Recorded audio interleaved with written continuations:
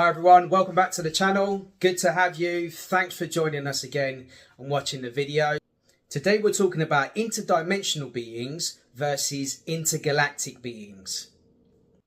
So in the book of Exodus, chapter 16, when after God had freed the children of Israel, the Israelites, from Egyptian captivity, they are wandering in the wilderness for 40 years. We see God supernaturally supply food for the Israelites in the form of a bread or a type of cake called manna. And what would happen is God told them for 6 days that they would go out in the morning and find the manna on the ground. This was how they were fed for a certain period of time. Now, let's break that down, okay?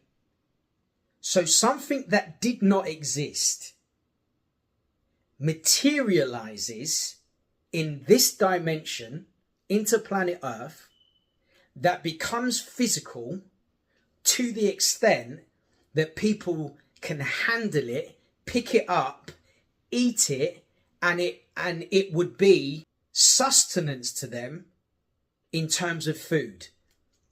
Let's stop and say that again.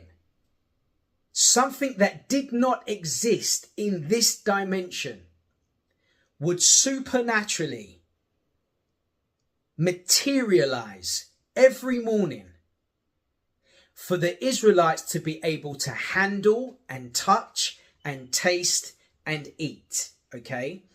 And this very clearly describes in the spiritual dimension can manifest in this dimension and take on physicality.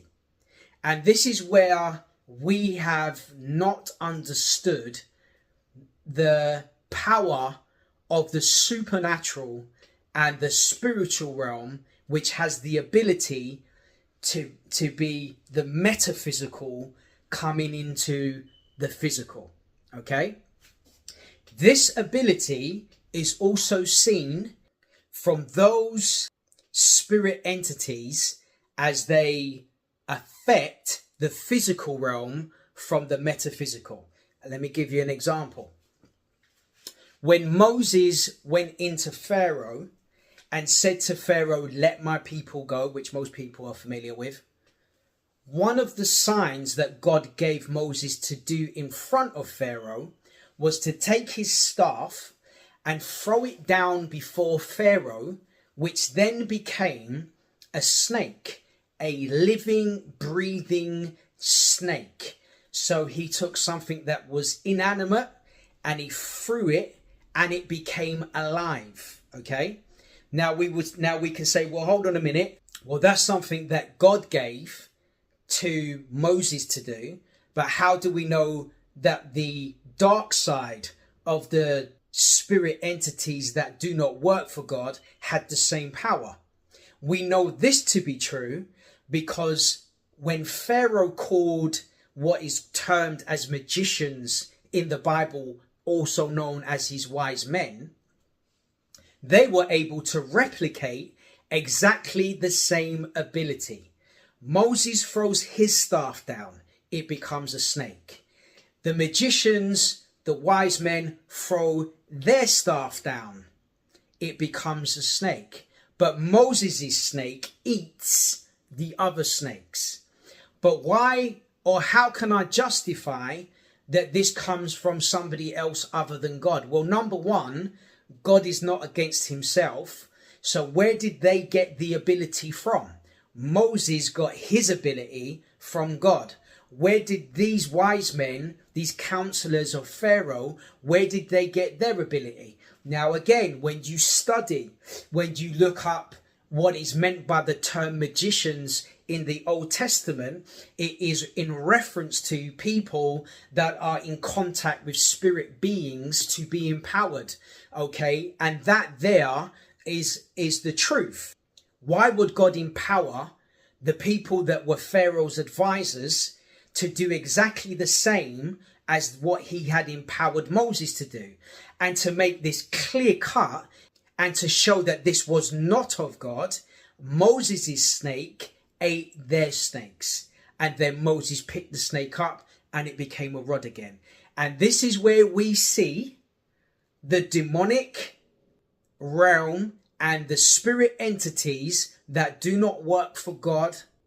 They have the same capability as the person that was working for God.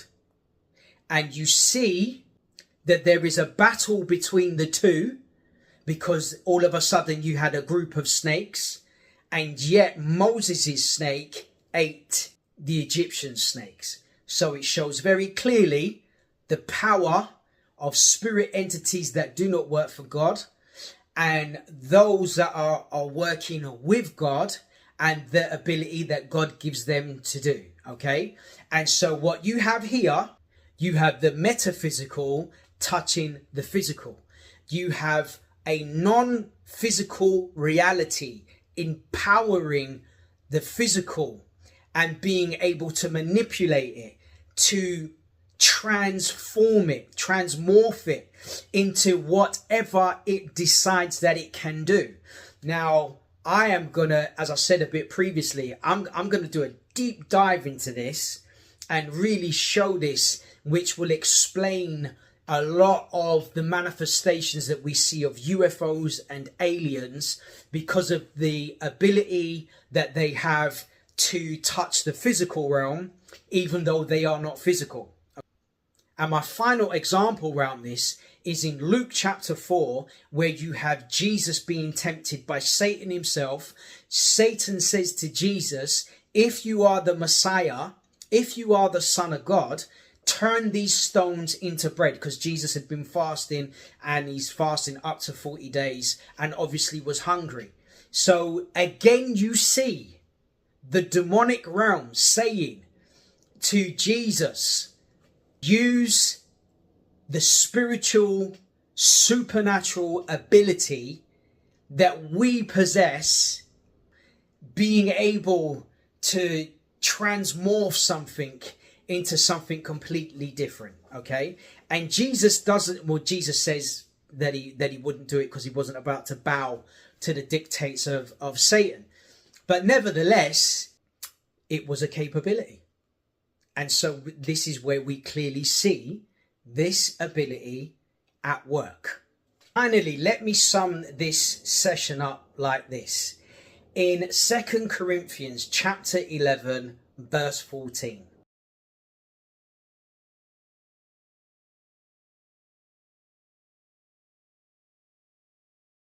It says Satan is able to transform, meaning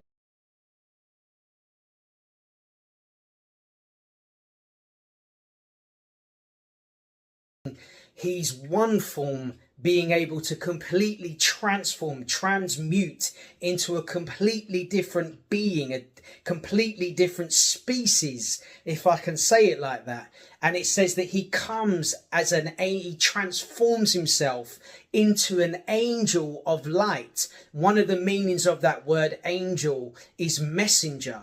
And one of the things that is constant throughout the UFO explanation, meaning people that experience UFOs or in contact with UFOs, is that they are often seen as orbs of light.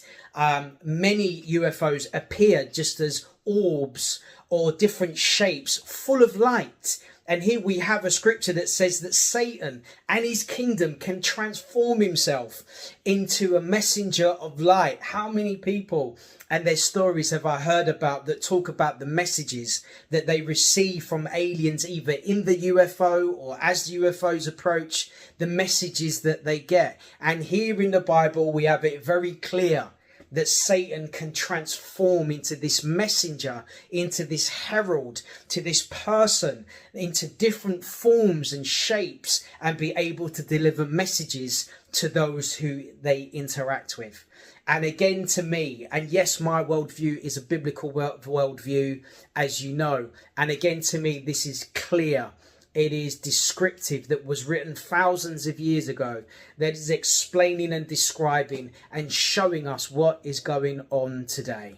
We have launched the book. It is ready to go, and you can purchase it if you'd like some more information or want to go a bit deeper into the sessions that you've seen me deliver on my channel. Just email us at the address there. The book will be £7.50. We'll tell you how to pay for it, and then we'll get you a copy of the ebook. So until we meet again, God bless.